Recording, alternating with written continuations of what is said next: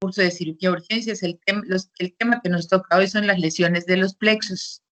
Las lesiones de los plexos como tal, ¿verdad? Están señaladas. Aquí vamos a ver la primera parte. En cada uno de los temas vamos a hacer un breve repaso con relación a la anatomía. Si repasamos la anatomía del plexo braquial, ¿de dónde surge? Surge en la raíz de los miembros superior e inferior.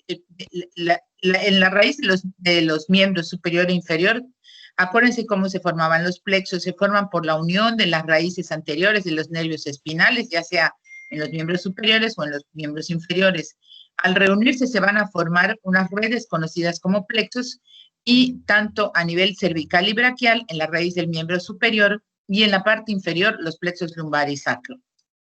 Si hablamos en particular del plexo braquial, acuérdense que la porción más proximal se localiza dentro del triángulo posterior del cuello. Como ven, aquí tenemos que aplicar aquello que revisamos en anatomía cuando vimos la región anterolateral del cuello, la emergencia, y que el plexo braquial lo podíamos en un momento dado delimitar tanto por su origen encima o por debajo de la clavícula. Hay ramas supra e infraclaviculares, y ahorita lo vamos a ver con su aplicación clínica y los detalles más específicos. ¿Cuáles son los límites anatómicos del triángulo posterior para que ustedes repasen un poquito y recuerden? Bueno, si seguimos el esquema, ustedes aquí tienen, habían dos triángulos, un triángulo anterior de vértice inferior y base superior, y un triángulo posterior al revés, de base inferior y vértice superior. ¿Cuáles son los límites del triángulo posterior? Abajo tenemos a la clavícula. El borde por detrás tengo el borde anterior del trapecio y el esternocleidomastoideo como músculo referente en la región anterolateral del cuello por delante. Y esto nos sirve para establecer una técnica anestésica conocida como bloqueo interescalénico, que vamos a ver más adelante. Y el músculo cutáneo, la fascia profunda y la piel completan la anatomía de toda esta porción. Entonces, muy importante tener en cuenta aquellos dos triángulos anterior y posterior de la región anterolateral del cuello. Luego nos vamos en lo particular con el plexo braquial. ¿Qué hace el plexo braquial? El plexo braquial es esta estructura de nervios derivados de las raíces anteriores. Ahorita vamos a ver su origen. ¿Qué hace? Brinda la inervación motora, simpática y sensitiva de todo el miembro superior, excepto, subrayado, en la parte alta y lateral del hombro. ¿Por qué? Porque esta parte corresponde al plexo cervical y se suple por ramas de dos nervios puramente sensitivos, que son el supraclavicular y el supracraneal. Entonces, excepto la zona alta y lateral del hombro, toda la inervación motora, sensitiva y simpática de la extremidad superior está dada por las ramas del plexo braquial. Hay otra zona a nivel de la axila y la cara interna del brazo que corresponden al nervio intercostal, pero esto depende ya del segundo nervio intercostal. ¿Cómo se formaba el plexo braquial? Bueno, ya lo mencionamos anteriormente, cuando emergen las ramas anteriores, las ramas primarias de los nervios espinales de C5 a C8 y la mayor parte del primer nervio torácico. Cada nervio espinal o raíz del plexo es el resultado de la fusión de las raíces motoras o sensitivas y emergen por los agujeros intervertebrales. Entonces, aquí tienen ustedes ¿se ve bien o quieren que les ponga la pantalla completa? Jóvenes. Se ve bien, doctora, se ve bien. Se ve bien. Bueno, ahí está. Se ve bien, doctora. Se ve bien, Ahí voy, doctora. ahí Se ve voy. bien, doctora.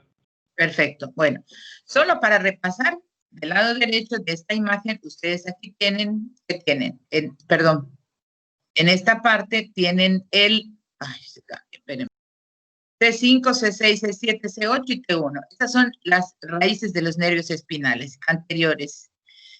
La C5 y C6 se unen y forman lo que está abreviado aquí como tronco primario superior, un tronco primario medio y un tronco primario inferior. Y de ahí se iban a formar los fascículos y de los fascículos van a salir las diferentes ramas. Nada más para repasar un poquito, y aquí están. Los troncos primarios, bueno, surgen de la división anterior y lo que está señalado en línea punteada roja son la división posterior.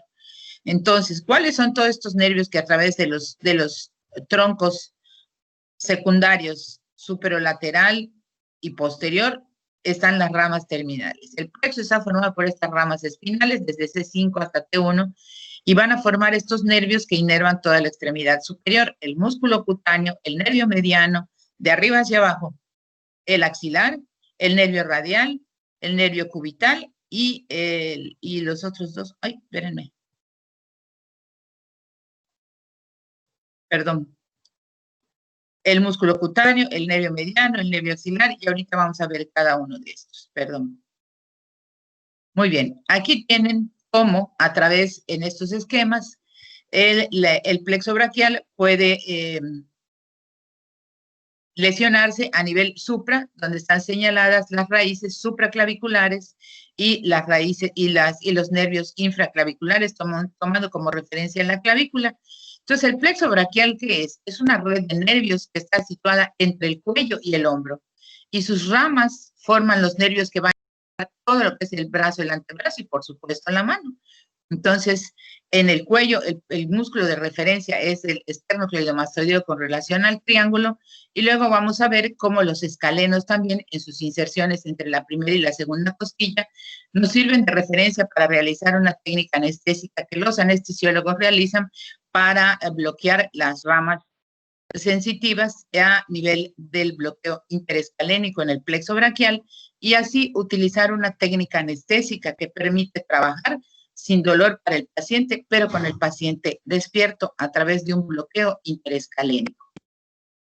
¿Cómo se distribuye? Bueno, los nervios del plexo braquial también se clasifican de acuerdo a su distribución en supra e infraclaviculares. A nivel supraclavicular, las ramas colaterales de las raíces y los troncos son todas motoras, con la única excepción del nervio supraescapular. El supraescapular tiene también fibras sensitivas.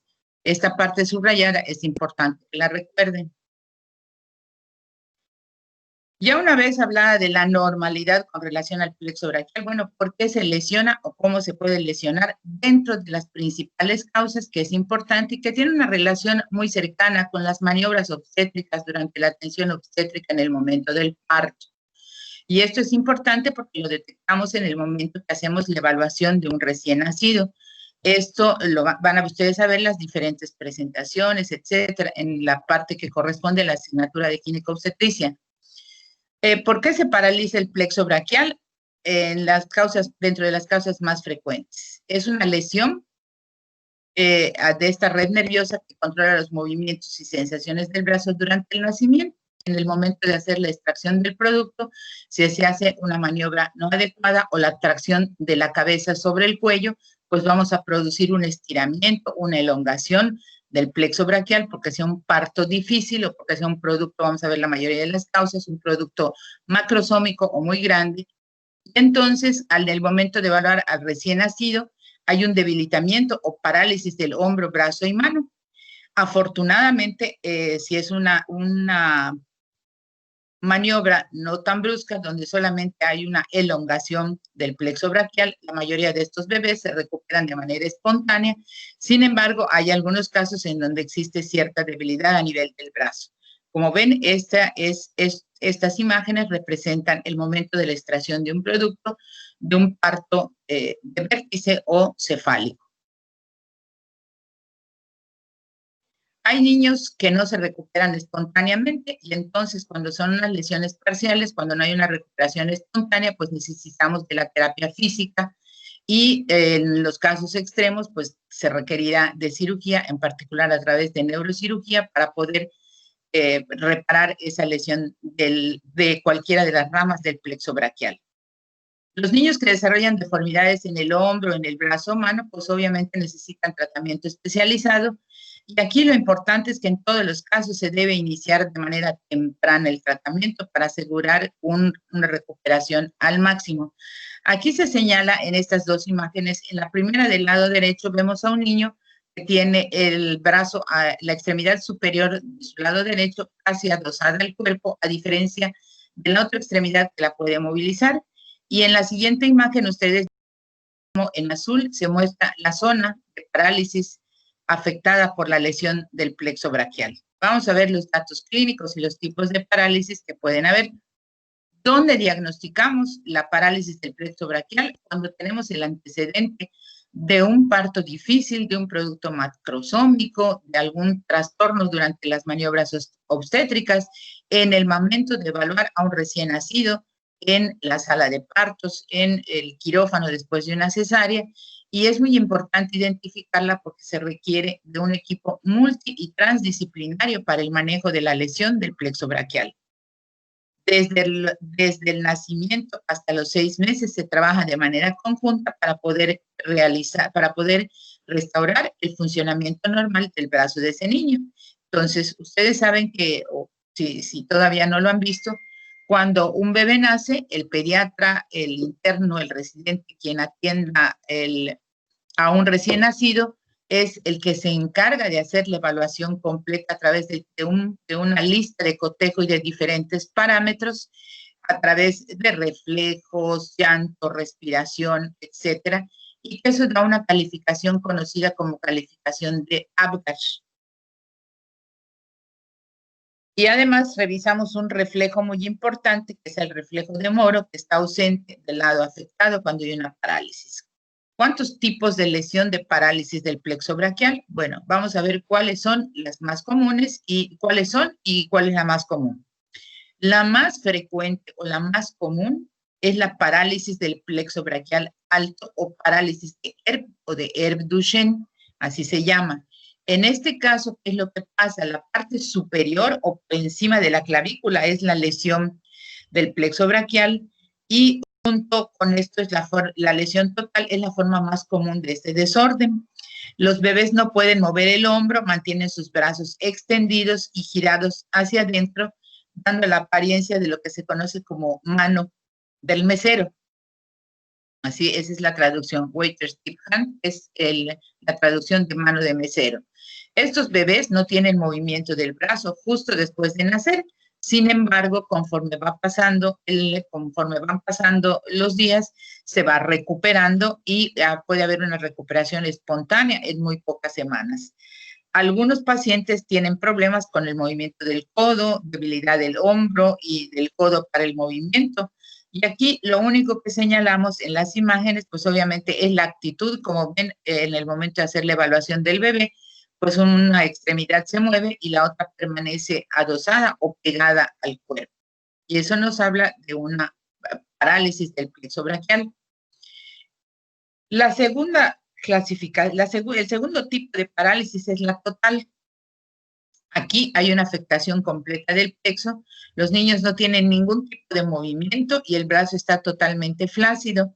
También es la lesión más frecuente asociada a la separación de los nervios y es mucho más difícil de tratar. La lesión del plexo braquial bajo es una lesión aislada del plexo inferior, es muy rara y casi no hay ningún tipo. Y la más rara todavía es la parálisis del plexo braquial bilateral, porque ambos se pueden lesionar y puede ser confundida con algún otro tipo de lesión de la médula espinal. Entonces, ¿cuántos tipos de lesión de plexo braquial tenemos? La parálisis de Erb o lesión de plexo braquial alto, parálisis total, parálisis del plexo braquial bajo y parálisis bilateral. La más frecuente es la parálisis de Erb o parálisis del plexo braquial alto. ¿Con qué tipo cuáles son los antecedentes obstétricos que en un momento dado nos pueden conducir a una lesión del plexo braquial en un recién nacido? Por supuesto, el parto pélvico o presentación de nalgas cuando se deja que el paciente evolucione, como se muestra en estas imágenes. Aquí vamos a ver, bueno, ¿cuál es el parto pélvico o presentación de nalgas? Como se ve en esta imagen del centro, del lado derecho. El bebé viene sentado. Si se permite el trabajo de parto y no realizar una cesárea de manera electiva y el parto va a ser atendido, pues existe una alta posibilidad, casi el 73% de las lesiones a nivel de C5 y C6 en este tipo de presentación obstétrica. Cuando tenemos un parto ya afortunadamente, señoras embarazadas y que tienen una presentación pélvica o de nalgas, casi no llegan, o prácticamente casi ninguna llega a trabajo de parto o se permite el parto por vía vaginal, sino que se les programa una cesárea para evitar no solo a estas, sino muchas complicaciones por el tipo de presentación. Cuando atendemos un parto cefálico de vértice, en donde lo que sale primero es la cabeza, pues las lesiones que ocurren ante maniobras obstétricas difíciles ocurren el 88% entre C5 y C7 y el 96% de estas lesiones a nivel de C5 y T1. Como ven, alguna maniobra obstétrica puede conducirnos a esto, por esto es que hay maniobras para la extracción de un producto en el momento de atender un parto de manera muy específica, porque si no podemos lesionar a ese bebé y producir, no de manera intencional, sino totalmente accidental, una lesión del plexo braquial por una maniobra obstétrica que resulte de un parto difícil, sobre todo en el caso de que sean productos macrosómicos, esto es, por arriba de los 4 kilos, sobre todo cuando son productos de madres diabéticas. ¿Cuáles son las causas que en un momento dado pueden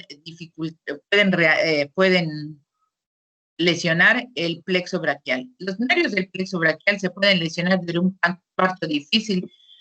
¿A partir de qué? Cuando comienza la tracción de la cabeza y el cuello hacia el lado a medida que los hombros están atravesando la vía del parto, cuando se traccionan los hombros durante un parto cefálico, cuando hay presión sobre los brazos durante un parto de nalgas, que esto o aparece en los pies. Y todos estos factores aumentan el riesgo de una lesión de plexo braquial, el parto pélvico, como les mencionaba anteriormente, un recién nacido de mayor tamaño al promedio, como por ejemplo el bebé de una madre diabética por encima de los 4 kilos, puede tener, aunque la paciente no sea su primer embarazo, pues por el tamaño del bebé, el canal del parto a veces no es lo suficientemente amplio y esto puede dificultar las maniobras obstétricas para esto. O bien lo que se conoce como distocia de hombros cuando se atiende un parto en el momento de la extracción del producto. Afortunadamente, como les mencionaba, las lesiones del plexo braquial cada día son menos comunes, puesto que las técnicas obstétricas han mejorado. La cesárea, con su indicación muy precisa, se utiliza con mayor frecuencia, sobre todo cuando hay antecedentes y preocupación acerca de un parto difícil.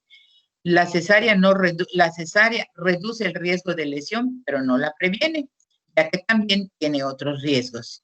La lesión del plexo braquial la podemos confundir con la llamada pseudoparálisis, y ahí vamos a repasar por qué. Si ustedes recuerdan, cuando en las primeras clases de anatomía vimos el primer hueso que se osifica en el recién nacido era el primer hueso que se osifica en el recién nacido. Cuando nacemos ¿La es el clavícula? La clavícula, perfecto, la clavícula.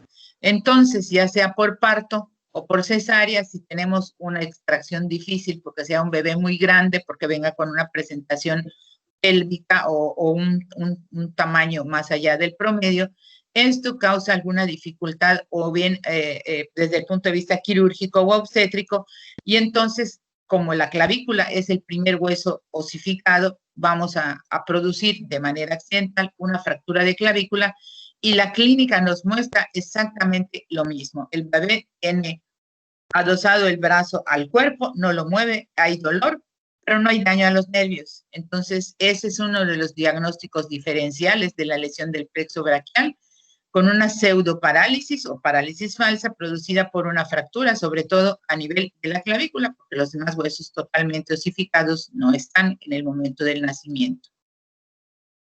Desde el punto de vista de los síntomas, pues los síntomas o signos se pueden ver inmediatamente poco después del nacimiento.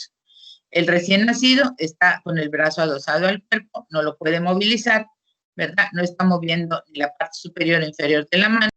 Este reflejo de Moro, que es un reflejo de respuesta en el recién nacido, hay ausencia de este reflejo, ahorita lo vamos a ver, y el brazo se encuentra doblado en el codo y apoyado en el cuerpo, y el paciente no tiene agarre en el lado afectado. Desde el punto de vista físico, por lo regular, el bebé no está moviendo la parte superior o inferior de la extremidad superior. El brazo puede es temblar o presentar fasciculaciones cuando se le voltea de un lado para otro.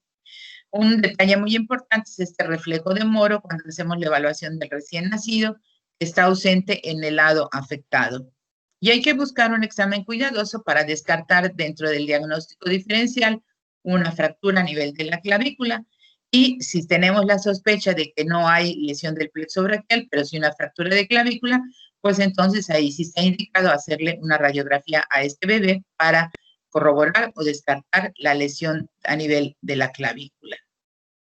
Desde el punto de vista del tratamiento, en los casos leves, pues un masaje suave a través de fisioterapia, ejercicios de movimiento y la recuperación va a ser espontánea. Hay casos graves o los que no mejoran en las primeras semanas y entonces serán evaluados por uno o más especialistas. Si después de 3 a 6 meses esto no ha regresado a la normalidad, entonces ya las posibilidades de una cirugía o una microcirugía a través de neurocirugía para la reparación de los nervios. Entonces ya se contempla esa posibilidad, ya es un manejo altamente especializado. Si hablamos de pronóstico, la mayoría de los bebés, la gran mayoría de las lesiones del plexo braquial, sobre todo las de tipo alto o parálisis de ERB, se recuperan por lo menos de 3 hasta 6 meses. Después de 6 meses, los que no se han recuperado, su pronóstico no es muy bueno, pues ya que puede haber una separación nerviosa, una abulsión, pero todo dependerá del antecedente de las maniobras obstétricas, ya sea por parto o por cesárea, en el caso de la lesión del plexo braquial de un recién nacido. La cirugía y la neurocirugía para reparar este problema desde el punto de vista neurológico está todavía en duda, pero pues lo que se hacen son injertos o transferencia de nervios a través de microcirugía. Y cuando tenemos un caso de pseudoparálisis, bueno, pues tenemos que esperar a que la fractura consolide, ya que las fracturas en los bebés sanan de manera rápida y muy fácil. Pero es importante determinar si hay o no lesión neurológica y descartar una fractura de clavícula. El hecho de tomar medidas desde el punto de vista preventivo en los partos difíciles, siempre que sea posible, pues por consecuencia reduce el riesgo de la lesión en los bebés recién nacidos. Por esto es importante la prevención. Pacientes con presentaciones pélvicas, ya no se les deja evolucionar hasta un trabajo de parto para evitar complicaciones, que no solamente hay estas, sino hay otras, como verán en obstetricia. Dentro de las complicaciones que puede haber en los productos macrosómicos por cualquier razón, ya sean por madres diabéticas, que es la causa más frecuente, pues se recomienda una cesárea de manera electiva para reducir el riesgo y la lesión de plexo braquial y, por supuesto, el conocer las maniobras obstétricas en la atención adecuada de un parto cefálico o de vértice para seguir las maniobras específicas y reducir el riesgo de lesión del plexo braquial en los recién nacidos. Esta parálisis del plexo braquial tiene algunos nombres alternativos que van ustedes a ver, como son parálisis de Klumpke, parálisis de Erb-Duchenne, parálisis de Erb o parálisis braquial. Ya vimos cuál es la más frecuente dentro de los tipos de parálisis del plexo braquial. Nada más les recuerdo que hay parálisis de la parte superior, parálisis de la parte inferior, parálisis bilateral. La más frecuente es la parálisis de Erb o de Erb-Duchenne, que son los nombres o los sinónimos de esto. ¿Alguna pregunta hasta aquí, Andrea? La parálisis se cumple, no sé cómo se pronuncia. Son los mismos nombres todos. ¿También se refiere a la alta? Sí, también se refiere a esto. Gracias. Sí, ¿alguna otra pregunta más? No. Jóvenes, ¿hay alguna pregunta hasta acá? Les recuerdo que para poder entender esto, pues necesitamos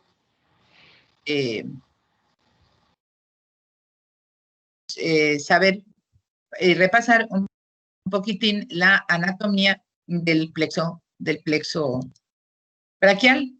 El plexo braquial desde el punto de vista de su formación a través de las diferentes raíces.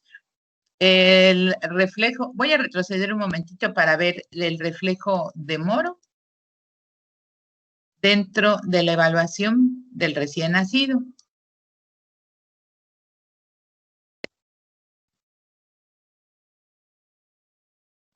Cuando, en esta imagen de arriba, cuando ustedes visualizan Se toma al bebé las dos manos y se le suelta ligeramente como para hacer el reflejo de Moro, que es como si fuera a abrazar a alguien con las dos manos. Es un reflejo, así como vemos los reflejos osteotendinosos, pues este es el reflejo normal, donde al tomarlo de las manitas y lo soltamos ligeramente, las dos manos tienden a cruzarse hacia adelante a manera de abrazo. El reflejo de Moro está ausente cuando hay una parálisis del plexo braquial. A ver, Sergio, dime. Sergio. Sí, doctora, sí. Sí. Tenía una pregunta. A ver, dime. ¿Cuál sería el tratamiento para una persona adulta? Por ejemplo, leí por ahí que se daba mucho las lesiones del plexo braquial o con objetos punzocortantes o en accidentes en motocicleta, porque Bueno, esto es de lo más frecuente que ya vemos. En los adultos o como secundario a una lesión traumática, entonces ya es cirugía. Si no hay antecedente traumático de arrancamiento, abulsión o corte, nada más elongación por algún accidente a nivel cervical que produzca parálisis del plexo braquial, el manejo es exactamente el mismo. Inclusive algunos especialistas, algunos neurólogos recomiendan la administración de neuromoduladores, complejo B, todo lo que sirva para la reparación. Aquí quiero hacer un paréntesis para que ustedes revisen y repasen.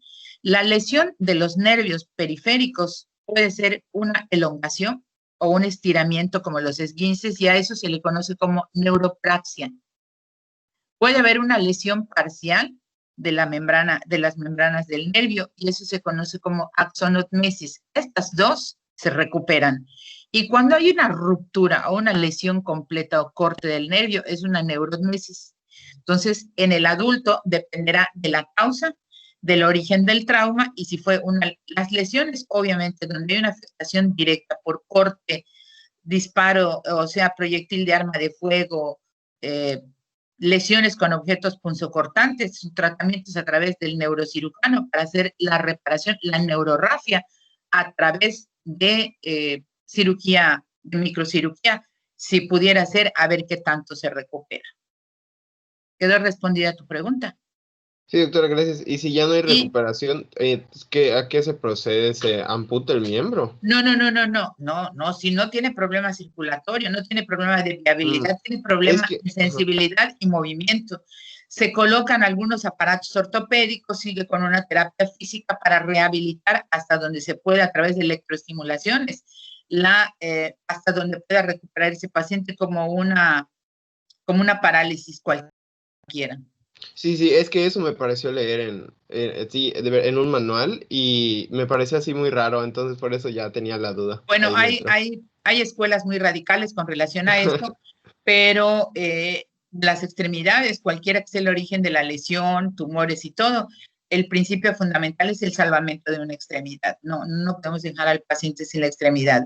Entonces, a través de diferentes aparatos ortopédicos que sustituyen la actividad de los nervios a través de electroestimulaciones, pero son pacientes que nunca dejan de recibir fisioterapia y que siguen haciendo sus terapias como cualquier paciente con una parálisis para buscar la recuperación hasta donde sea posible. Desde luego que si hay lesiones de tipo cortante, bueno, se trata de reparar lo más pronto posible a través de la cirugía y esperar a ver. Ahora, las lesiones que tardan menos de 6 meses en recuperarse tienen buen pronóstico. Más de 6 meses, el pronóstico es reservado ahí porque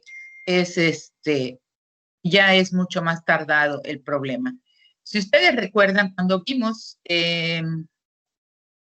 quienes estuvieron conmigo en anatomía, cuando vimos plexo braquial, yo les mencionaba de una parálisis del viernes o del sábado o de cualquier día, porque no tiene que ser viernes por la noche, que era la lesión del nervio radial que producía la mano caída, si alguno de ustedes lo recuerda. Una persona que por bebidas alcohólicas se queda dormido boca abajo con la frente sobre el borde lateral del radio. Acuérdense que por debajo del supinador pues pasa el nervio radial. Y que al día siguiente al despertar, sorpresa, la mano no se mueve, tiene una mano caída.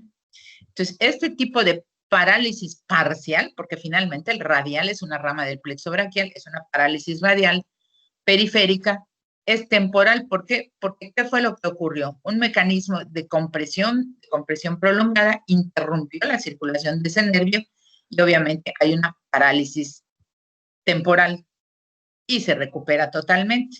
A diferencia de aquel que sufre un accidente traumático y sufre una lesión cortante, donde el nervio se corta y hay que hacer la reparación. Sí, quedó claro ahí esto. Sí, ya me quedó ¿Sí, verdad? claro, doctora. Sí, Sí. todo bien. ¿Alguna Gracias. otra pregunta más? ¿Quién me falta? Yo, doctora, tengo una pregunta. A ver, Irenita. Sí. Ahí en la parálisis del plexo braquial alto, la afección está a nivel superior, ¿no? Supraclavicular, pero la Sí. manifestación es una parálisis total, ¿no? Total, sí. No tiene movimiento del brazo, no puede mover los dedos y las muñecas y se va recuperando poco a poco. En la parte superior, en la parálisis, aquí está la imagen, en el plexo braquial alto, en esta parte superior, del nervio del plexo se daña, no se daña. Junto con la parálisis total, esta es la forma más común de este desorden. No se puede mover toda la extremidad como ven en la primera imagen, ¿sí? Está el bracito totalmente pegado, como se ve en esta otra aquí, totalmente. Pero esto se recupera de manera muy fácil. Si es una tracción, nada más es una elongación, una distensión, a eso se le llama neuropraxia. Cuando solamente hay una distensión o una lesión por un problema compresivo o inflamatorio, se conoce como neuropraxia. La parálisis que les mencionaba anteriormente del radial se conoce como neuropraxia del nervio radial, y en el caso del plexo braquial alto es una neuropraxia o una parálisis braquial alta o parálisis de Erb o parálisis de Erb-Duchenne, como se le conoce frecuentemente, y si se detecta a tiempo, bueno, y es una lesión afortunadamente la más frecuente, donde solamente hay una elongación del plexo braquial, pues ese bebé se va a recuperar. ¿Cuándo es la forma más que tarda mucho más en recuperarse? Bueno, cuando hay un arrancamiento, cuando hay una tracción sostenida y hay mucho tiempo intentando sacar al bebé en donde la tracción es mucho mayor, bueno, pues si hay una disrupción o una ruptura o una lesión del nervio que se pueden arrancar desde sus raíces, pues el pronóstico es mucho más malo. Pero afortunadamente, en más del 80% de los casos, esta parálisis es de tipo alta y tiene una recuperación espontánea. Ok, doctora, Aquí, gracias. Sí, quedó claro. A ver, otra pregunta. Menos raras, más raras, obviamente, pues son en el caso del plexo braquial bajo o las lesiones bilaterales, ¿sí?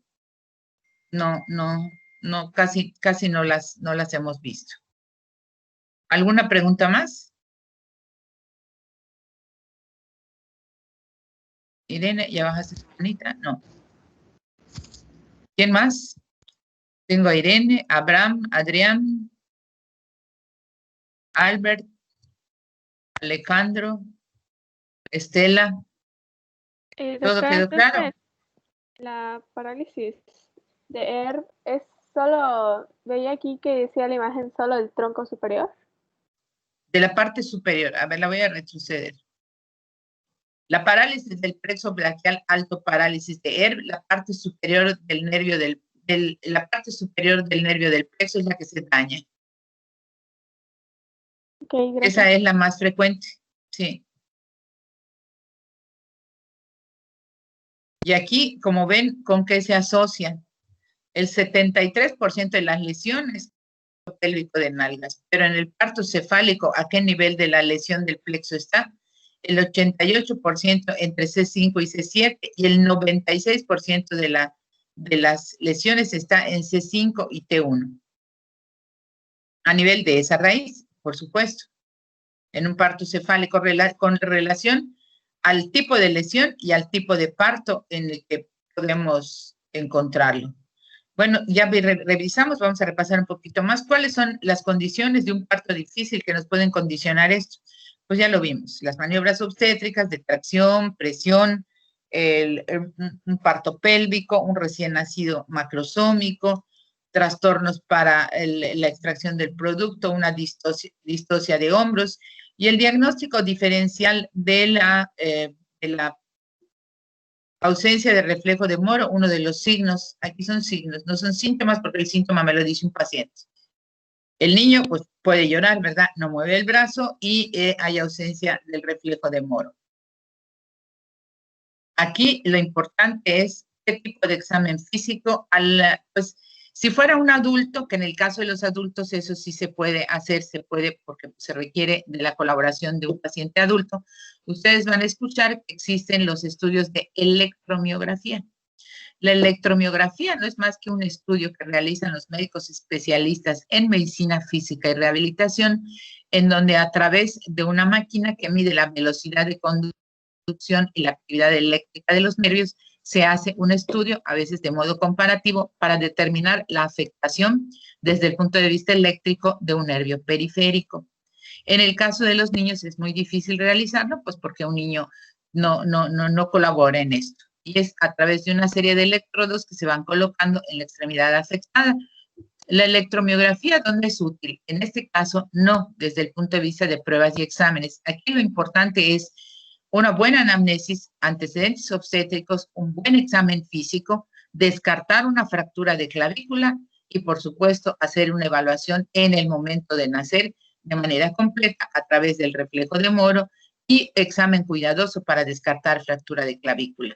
Sin embargo, en aquellos adultos donde sospechamos de lesiones del plexo braquial o de un nervio periférico por cualquier causa, la electromiografía es uno de los estudios más útiles para hacer la evaluación del daño a un nervio periférico y me va a reportar las tres condiciones que les mencionaba. Si el nervio periférico solamente tiene datos de inflamación o distensión, me reportará el plexo braquial tiene datos de neuropraxia, se va a recuperar. Tiene datos de axonotmesis, lesión parcial, neurotmesis de todo el plexo braquial, está totalmente dañado. Pero todo dependerá de la correlación entre el aspecto clínico, los síntomas en el adulto, que ahí sí refieren síntomas, y la evaluación complementaria a través de la electromiografía. Aquí no, el estudio radiológico solamente en el caso de los bebés nos sirve para descartar una fractura de clavícula, que es la principal causa con la que se hace, la principal patología con la que se hace diagnóstico diferencial en las lesiones del plexo braquial del recién nacido. Ya vimos los tratamientos. El tratamiento básicamente es primero detectarlo a través de diferentes especialistas, pediatra, ortopedia, neurólogo, fisioterapeuta. Se hace un tratamiento multi y transdisciplinario y tenemos un promedio entre 3 y 6 meses para que ese bebé se recupere de manera completa y aquellos en los que no, pues es un pronóstico reservado. Los casos leves, a través de esto, a través de los masajes, el pronóstico dependerá de la situación clínica y del diagnóstico preciso. La cirugía todavía sigue en investigaciones a través de transferencia de injertos, de nervios y obviamente las fracturas, en el caso de que así lo fuera, pues se tratan de manera muy sencilla y son de una evolución muy, muy favorable. No tienen mayor problema, ¿de acuerdo? ¿Alguna pregunta hasta aquí?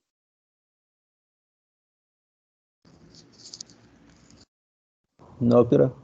¿No? ¿Quedó claro todo esto? Sí, todo claro, sí. Está claro todo. Muy bien. Entonces, voy a subir la siguiente presentación, que entonces ya nos vamos a las lesiones de abajo, al plexo lumbar y sacro, y ahí el panorama es un poquito diferente. Ahorita les voy a compartir la pantalla. Permítanme un segundito, por favor.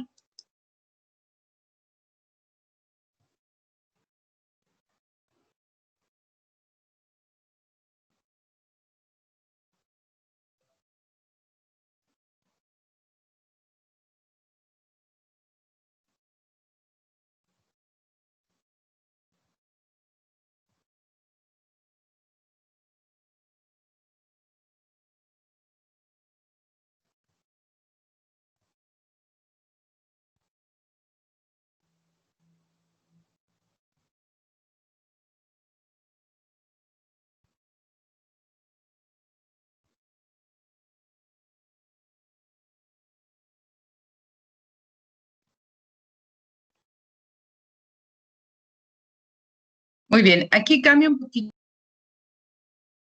el panorama, porque este tipo de lesiones está relacionada con muchas condiciones desde el punto de vista traumático, desde el punto de vista de patología neuropática, etcétera. Entonces, vamos a continuar con esta parte que corresponde a, esta es muy cortita, la parte de la patología del plexo lumbosacro. En primer lugar, vamos a recordar que hay una íntima relación entre el plexo lumbar y sacro, lo que hace que frecuentemente o de manera conjunta compartan etiología. ¿Cuáles son las principales causas en las que se destaca la lesión del plexo lumbosacro?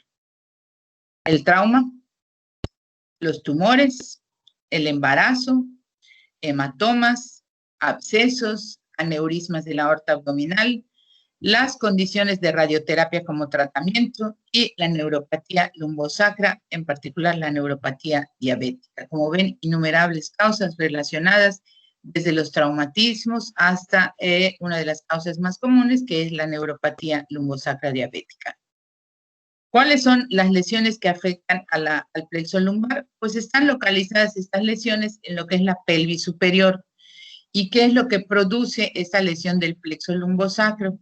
Esta lesión produce, ¿sí? Esta lesión va a producir una debilidad de los músculos que están inervados por los nervios, principalmente el femoral y el obturador. Entonces, si recordamos cuáles son los músculos que están inervados por el nervio femoral y el obturador, podemos encontrar entonces cuáles son las manifestaciones clínicas que el paciente afectado por cualquier causa del plexo lumbar va a manifestar: dificultad para flexionar la cadera, extensión de la rodilla, aducción del muslo, y los síntomas sensitivos que corresponden a esto, esa es la actividad motora, la parte sensitiva. El paciente va a referir dolor y disminución o hipoestesia en la cara anterior del muslo, y un reflejo que no está presente es el reflejo rotuliano. Este es con relación al plexo lumbar. Si hablamos del plexo sacro, ¿cuál lesión? Plexo lumbar, pelvis superior. Plexo sacro, pelvis inferior. Aquí es abducción, perdón. Entonces, las lesiones que afectan al plexo sacro se van a situar en la parte inferior, y hay debilidad entonces para la extensión y abducción de la cadera, para la flexión de la rodilla, ya más afectación distal en la flexo-extensión del pie. ¿Por qué? Porque están afectadas las raíces sacras, y ahí vamos a encontrar el dolor en la región glútea, que se irradia la parte posterior de la pierna, déficit sensitivo. Pueden haber inclusive pueden haber zonas de hipoestesia, de anestesia. Entonces, aquí hay que diferenciar si la lesión es arriba o abajo, plexo lumbar o plexo sacro. Desde el punto de vista de los traumatismos, si hablamos de traumatismos, cuando veamos pelvis, fracturas de pelvis como parte de este curso, pues van a ver cómo se lesiona el plexo sacro. ¿Cuáles son los traumatismos? Bueno, ustedes saben que la a todo este plexo desde el punto de vista óseo. Entonces, la patología traumática, aunque es menos frecuente que a nivel cervical, los traumatismos que producen tienen que ser traumatismos graves, choques violentos por compresión, frontales, donde va a haber una interrupción, una alteración del anillo pélvico conformado por los huesos coxales, las ramas iliopúbicas y el sacro en conjunto. Tienden a ser, por ejemplo, en casos de atropellamientos, lesiones por aplastamiento. Entonces, cuando no hay una interrupción de todo el anillo pélvico desde el punto de vista óseo, esto conlleva a una lesión que puede ser desde la raíz del plexo o algún nervio terminal. La imagen de abajo les señala a ustedes cómo hay una disrupción, una alteración en la articulación sacroiliaca, una diastasis en la sínfisis del pubis, y todo esto que altera el anillo pélvico nos va a conducir a un traumatismo grave, como que puede conducirnos a una lesión parcial o, dependiendo del trauma, por lo menos a la raíz, plexo, o a los nervios terminales a nivel del plexo lumbar. Las neoplasias o los tumores son la causa de lesión más frecuente a nivel del plexo lumbosacro. Hay tumores primarios y tumores secundarios, que son los tumores metastásicos. Cuando hablamos de tumores Esto en lo general como parte de la afectación del plexo lumbosacro. Hablamos de los tumores como son los que afectan por invasión, por extensión directa a nivel local. La imagen que ven ustedes del lado derecho, aquí ven una masa totalmente ocupativa en la médula espinal. Es una imagen lateral de una resonancia magnética, en donde ven ustedes cómo hay una imagen que corresponde a un tumor en la médula espinal. Por consiguiente, va a producir alteraciones neurológicas que pueden traducirse en la lesión parcial o completa del plexo lumbosacro o lumbar, dependiendo del sitio. Sin embargo, hay algunos tipos de tumores del tracto gastrointestinal, en particular el del colon, o en el caso de las mujeres, el del cuello uterino. También pueden ser metastásicos, siendo muy frecuente el tumor metastásico a nivel de la columna de la médula espinal, el cáncer de mama, y mucho menos los linfomas y los sarcomas. ¿Cuáles son los síntomas que se presentan estos? Están relacionados con dolor en lumbar y en la cara posterior de la pierna, y esto es de lo más constante en la infiltración neoplásica. Dolor y en el dolor lumbar y en la cara posterior, y también con algunos síntomas neurológicos, dependiendo de la o las raíces que esté comprimiendo ese tumor, ya sea de origen primario o de origen secundario metastásico. Durante el embarazo, porque se pueden producir alteraciones o dolor, sobre todo, pues obviamente por el peso, sobre todo en el último trimestre del parto o durante el parto, en el último trimestre del embarazo, perdón, o durante el parto. Si el parto es prolongado, si no se tiene un canal amplio, pues puede haber un esfuerzo que va a producir a través de esto un dolor lumbar, dolor referido a la región glútea y la cara anterior de los muslos, que una vez resuelto el problema, bueno, no problema, una vez resuelto el embarazo, ya sea por parto o por cesárea, pues desaparece la causa mecánica que está produciendo una compresión.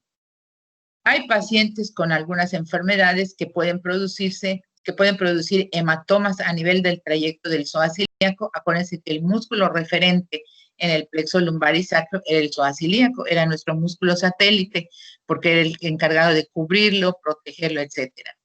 ¿Por qué se pueden formar hematomas a nivel del psoas ilíaco? En pacientes con leucemias, pacientes que tengan una diseminación intravascular, pacientes hemofílicos o pacientes que están anticoagulados y que desafortunadamente por alguna complicación forman hematomas, sobre todo a nivel del psoas ilíaco. Hay que investigar muy bien, que pueden dar síntomas de compresión, dolor lumbar con irradiación en la cara posterior, al glúteo, dependiendo de la raíz nerviosa afectada.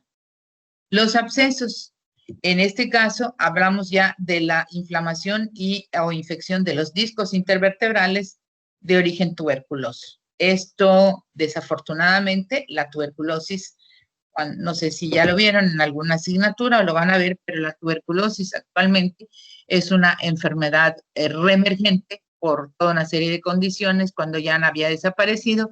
Y el bacilo tuberculoso tiene cierta, no solo por el tejido pulmonar, tiene cierta predilección por los discos de la columna intervertebral. Por eso a veces vemos grandes infecciones y grandes abscesos tuberculosos localizados en la columna lumbar, sobre todo en el trayecto lumbar o lumbosacro, que va a producir síntomas neurológicos simulando un tumor, cuando en realidad es un absceso producido por discitis o infección del disco intervertebral por tuberculosis, o bien este tipo de quistes. Pero ahorita lo que estamos viendo a nivel infeccioso en la columna lumbar es por tuberculosis.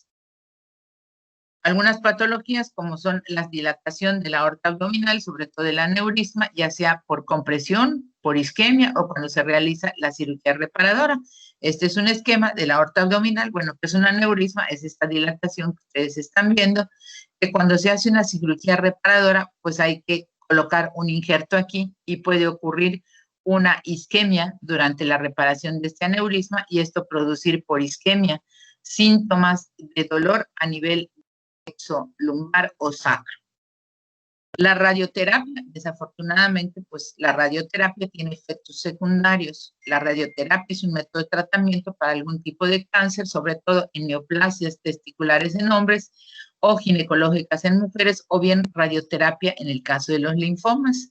La radioterapia deja como efecto secundario el tejido fibroso a nivel lumbar y a nivel sacro por el tipo de tratamiento, y esto va a producir tejido fibroso hacia el interior de la pelvis y que puede comprimir alguna de las raíces del lumbar o sacro. El periodo en el que dependerá del tiempo de radioterapia y puede ser de la anatomía de la persona y puede variar desde meses o presentarse hasta más después de 2 o 3 décadas. ¿Qué lo caracteriza? En el caso de la radioterapia, el paciente tiene debilidad en ausencia de dolor.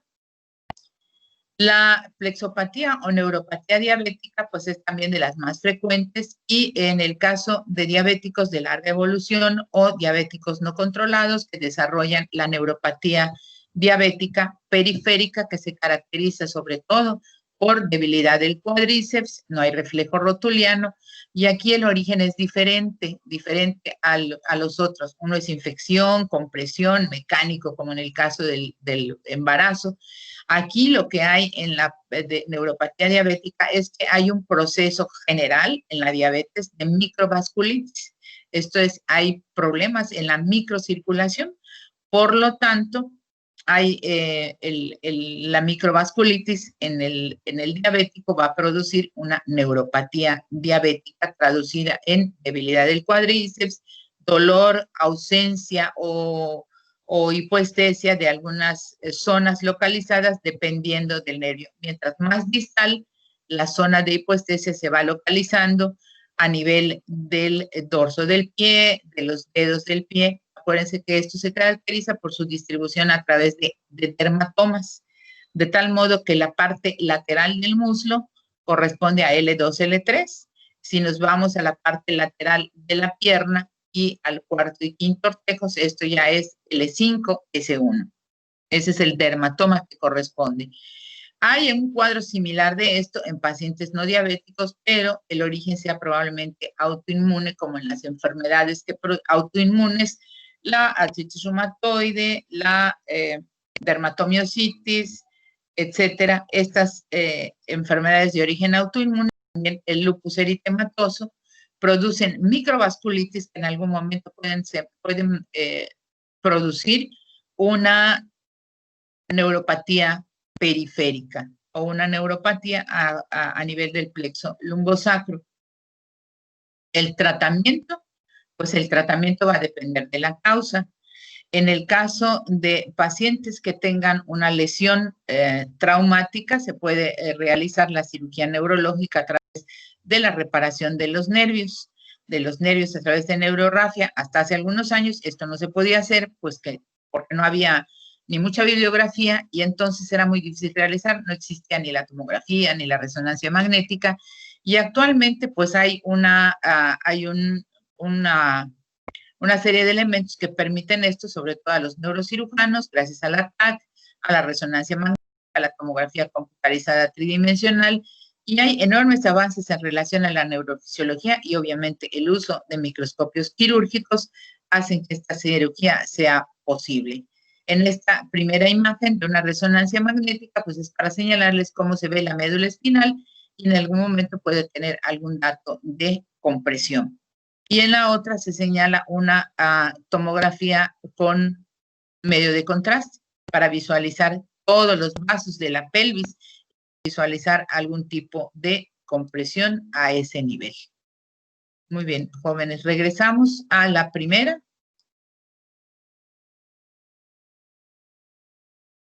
¿Alguna pregunta hasta aquí? Este es mucho más sencillo, pero tiene muchas causas más, ¿de acuerdo? Entonces, tenemos que dividir primero es el plexo lumbar y el plexo sacro. Todas estas pueden producir lesiones a nivel del plexo lumbar o del plexo sacro, dependiendo del sitio. Trauma, neoplasia, embarazo, hematomas, abscesos, aneurismas, radioterapia y neuropatía. Las lesiones del plexo lumbar que están en la pelvis superior, que van a producir debilidad de los músculos que inervan, ¿qué nervios? Femoral y obturador.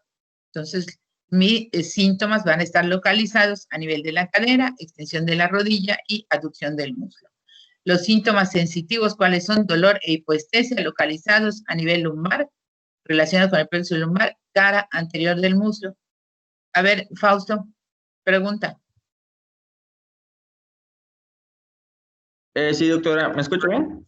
Sí, sí, perfectamente, hijo, dime. Ok, le iba a preguntar cómo hago un diagnóstico diferencial de una lesión del plexo sacro a un síndrome del músculo piramidal.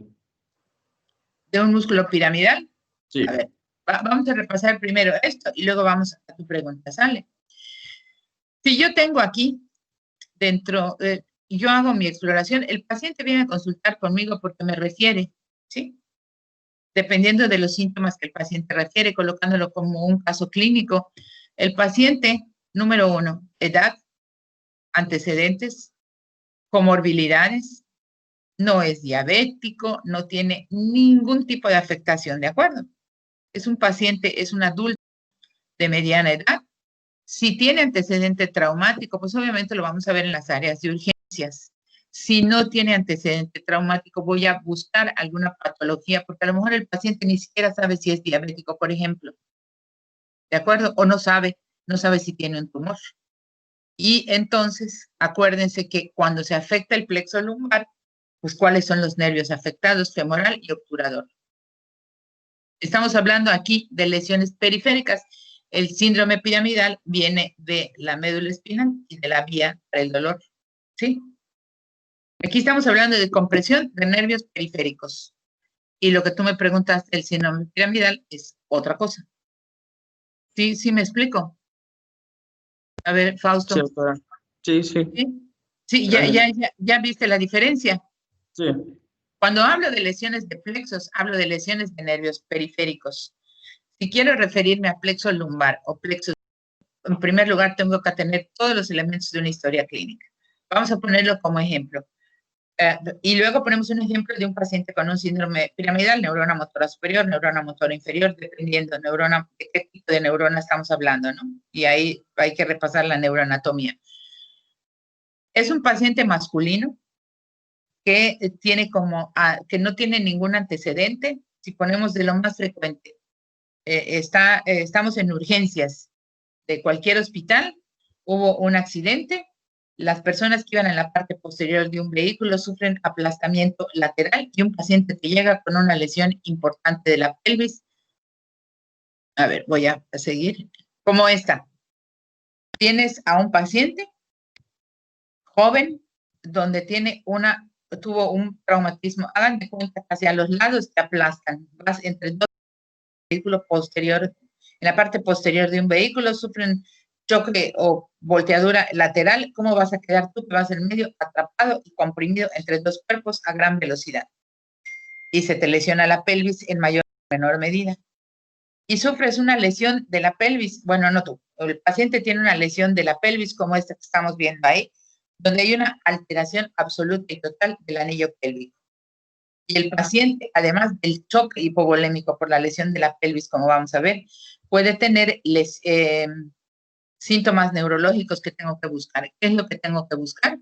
Voy a regresar. Ya te puse el antecedente. Esto. ¿Está arriba o está abajo? Si está en la pelvis, la pelvis es toda. Hay una parte superior y una parte inferior. Si está en la pelvis superior, ¿qué voy a buscar? El paciente, aunque tenga la lesión de la pelvis, puede flexionar la cadera, puede extender la rodilla, tiene alguna zona hipoestésica, aparte del dolor, tengo que revisar el reflejo rotuliano. Si encuentro esto, voy a decir que hay una lesión en la pelvis superior que está afectando al plexo lumbar. Si, por lo contrario, me voy a la parte, si yo estoy sospechando que está abajo, pues entonces mis síntomas van a ir mucho más abajo. El paciente cuando llega te dice, a ver, haga el movimiento del pie, dorsiflexión del pie, no puedo. ¿Quién estará afectado ahí? Falta de dorsiflexión del pie. ¿Quién nos ayuda a realizar la flexoextensión del pie? Tengo que repasar el ciático y sus ramas. Ciático popliteo interno, ciático popliteo externo, entonces el paciente va a tener dificultad para la flexoextensión. Hay dolor en la región glútea, en la parte posterior de la pierna. déficit sensitivo. Entonces, con esos síntomas y antecedentes, yo ya puedo saber si el trauma afectó la parte superior o inferior, y ya luego me voy a todos los demás estudios. Quedó respondida tu pregunta. A diferencia de un paciente que de la noche a la mañana se presenta contigo con una marcha de tipo piramidal. ¿Has visto algún paciente así, con síndrome piramidal? Fausto. No, doctora. ¿Y tu pregunta está más relacionada con algo en particular? Es que me habían comentado, ni sabía de que por la inflamación del, ¿cómo se podría decir? Del músculo piramidal había compresión del nervio ciático. Entonces, como el nervio ciático. A ver, Ajá. es que estamos hablando de dos cosas. El síndrome piramidal es neurológico. Aquí repasamos la anatomía del nervio ciático y tenemos como referencia su emergencia por encima, no, pero por encima y por debajo del piramidal pasan los nervios glúteos. El nervio ciático pasa por debajo del glúteo medio. Sí, doctora, pero por la misma inflamación del músculo provocaba que se irrite el nervio ciático. Pero no es muy común esa patología, hijo. Es más frecuente la compresión del nervio ciático por problemas de la columna lumbar, mucho más alto que a nivel acuérdate que el músculo piramidal o piriforme que hace es un rotador externo de la cadera. Tuviera que haber una lesión directa para que se dé los síntomas, localizar el piramidal y picar ahí el nervio ciático. No es tan frecuente. El síndrome del dolor del músculo piramidal tiene estas manifestaciones, pero no tan importantes como cuando hay una lesión más arriba. ¿Sí quedó claro? Sí, doctora. Ok. ¿Alguna otra pregunta hasta acá? Bueno, ya aclaramos los traumas, los tumores, desafortunadamente, que pueden ser primarios o secundarios o metastásicos, dependiendo del origen, sitio y localización. Aquí, para la determinación de esto, sí es muy útil el estudio de la resonancia magnética que visualiza más partes blandas que hueso. El embarazo, bueno, pues en algún momento cuando ustedes lleven control de embarazo se van a dar cuenta de que si una paciente está en el último trimestre del embarazo o un poco antes del parto, se acude con ustedes porque no aguanta el dolor lumbar, dolor a nivel de la región glútea o de los muslos, inclusive con datos de hipoestesia y de la alteración en la sensibilidad, pues hay que tranquilizarla y decirle que una vez que el embarazo se resuelva por parto por cesárea, pues todo esto va a desaparecer porque es por compresión del producto de la persona, es producto del bebé, del tamaño, del peso, etcétera. En aquellos pacientes que encontremos que tengan antecedentes de leucemia, antecedentes de hemofilia o alguna forma de anticoagulación, es importante cuando comienzan con síntomas de trastornos a nivel del plexo lumbosacro, determinar que no tenga un hematoma a nivel del psoas ilíaco y obviamente ahí también la resonancia magnética es de gran utilidad.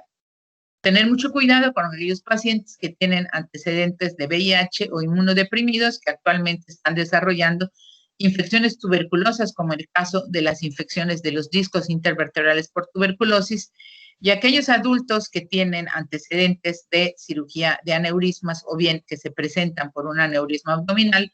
Bueno, pues estas son situaciones muy delicadas, muy graves, que llegan directamente a las áreas de urgencia de un hospital. La radioterapia, en el caso como tratamiento primario, en el caso de este tipo de neoplasias, pues el proceso de cicatrización después de recibir radioterapia puede producir una compresión de alguna o algunas raíces del plexo lumbar o del plexo sacro, dependiendo del sitio de la radiación, y su periodo de latencia, el tiempo que se presenta alguna manifestación, es muy variable, pueden ser meses, inclusive años. ¿Cuál es lo característico de la lesión en el caso de la radioterapia? Que hay debilidad, pero no hay dolor. Y en el caso de los diabéticos es importante determinar si hay alteraciones periféricas, ya sea debilidad del cuádriceps, abolición del reflejo rotuliano, pero la causa es diferente, un proceso de microvasculitis y en las enfermedades también de origen autoinmune como el lupus eritematoso, la artritis reumatoide, la dermatomiositis y todas estas que están como causas. El tratamiento de estas lesiones dependerá de la causa.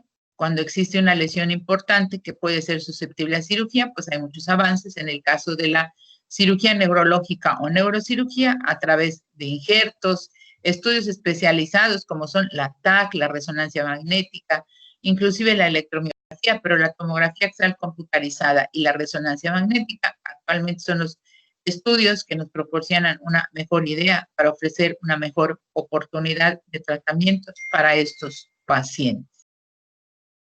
Muy bien, chicos, ¿hay alguna pregunta hasta ahorita? Jóvenes, ¿alguna pregunta? Por favor. A ver, Estelita, dime, hija.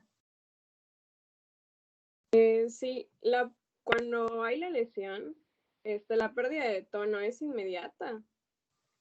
A ver, ¿puedes hablar un poquito más fuerte? No te escuché. La pérdida de tono del músculo es inmediata a la lesión, o sea, después de la lesión, inmediatamente después de la lesión. Pues dependerá del origen de la lesión.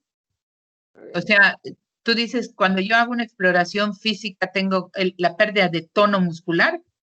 Ajá. Pero depende de la causa, porque si es un antecedente traumático, sí, pero si es un paciente con una enfermedad degenerativa crónica o con una microvasculitis, como en el caso de las enfermedades autoinmunes, esto es progresivo, a lo mejor dependerá del tiempo de evolución de su padecimiento y cuándo se presenta contigo. Por esto es importante hacer una buena historia clínica para saber sus síntomas desde cuándo los presenta. Ah, no, pues ayer o antier, bueno, es diferente. Pero si el paciente dice, no, hace más de un mes que noto que poco a poco camino menos, tengo dificultad para caminar, tengo dificultad para realizar, entonces, dependiendo de tu interrogatorio, pues ya sabrás cómo consignarlo en tu historia clínica, si es de evolución lenta, si es de instalación rápida, o la pérdida de tono ha sido progresiva, porque el paciente te lo va a referir, pero todos los elementos para realizar un diagnóstico presuncional en más del 80-90% de los casos es mediante la historia clínica y mediante una buena anamnesis. Lo demás es complementario para poder llegar a un diagnóstico definitivo, pero nuestra impresión diagnóstica debe ser solo con los elementos que el paciente nos proporcione de acuerdo a nuestro interrogatorio. Ok, gracias. Sí, ¿alguna pregunta más, jóvenes? A ver, Estela, ya. ¿Alguien más? Entonces, la parálisis del plexo braquial más frecuente, o sea, los casos más frecuentes en niños, en adultos es un poco diferente, aunque no está contemplado en esta parte, pero pues son de origen traumático, etcétera, ¿no? Es un enfoque y un tratamiento diferente. Aquí, ¿por qué está dentro de estos temas? Porque está muy relacionado con la atención del parto y las lesiones obstétricas, para que puedan hacer una correlación y porque además el diagnóstico inicia en la sala de cuneros, en la sala del parto, porque pues hay muchos hospitales, o la gran mayoría de los hospitales, acuérdense que ya no tienen área de cuneros, excepto algunas clínicas privadas donde están las cunitas y se ven a los bebés a través de los cristales. ¿Por qué? Porque actualmente están los hospitales con el programa de la habitación conjunta, donde una vez que nace el bebé, se va directito junto con su cunita, junto a su mamá. Entonces, estos hospitales se llaman hospitales amigos del niño y de la madre porque favorecen la lactancia materna, el apego a la mamá, dejarlo ahí, en lugar de dejarlo al cuidado del personal de enfermería en la sala de cuneros. Por esto es que ya no hay salas de cunas. Si ustedes lo han observado o cuando vayan en algún momento a los hospitales, van a ver que no hay, en los hospitales públicos no hay, hay salas de bebés, pero son los neonatos, aquellos que requieren algún tipo de tratamiento, pero salas de cunas de bebés normales recién nacidos ya no existen.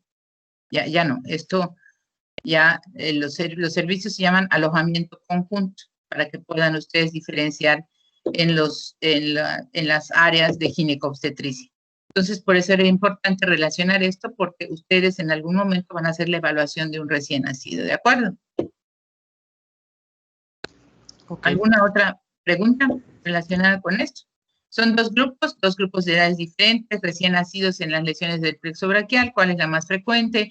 Signos específicos, y en la segunda, pues tiene innumerables causas, y entre esas, una de las traumáticas, enfermedades, neuropatía, etcétera. Hay múltiples enfermedades.